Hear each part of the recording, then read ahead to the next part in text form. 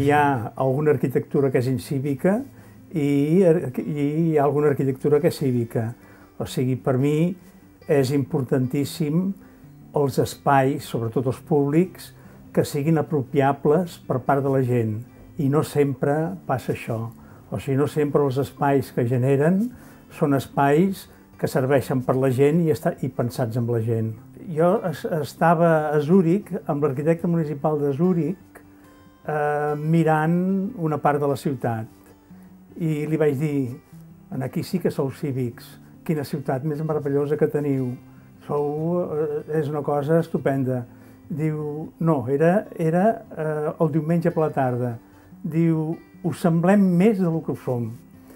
Si t'hi fixes, diu, mira, allà, allà i allà hi ha un desperfecte.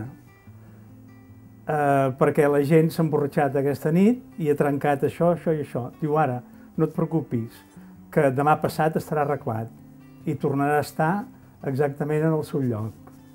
Llavors això, sempre que l'espai urbà també genera comportaments i ells tenien clar que un espai urbà molt cuidat, doncs la gent el respectava més, encara que amb l'anècdota de que això del civisme doncs és una cosa complicada. Està molt relacionat amb l'educació i amb l'actitud que tens davant dels altres, no? O sigui que llavors si quan actues estàs pensant en els altres i estàs pensant en el confort dels altres, doncs realment el civisme surt sol, no? El primer que hi hauria d'haver és que les escoles que es fessin també fossin d'un nivell suficient de civisme, els edificis, perquè els alumnes ja aprenguessin a viure en entorns més cívics. El civisme és humanització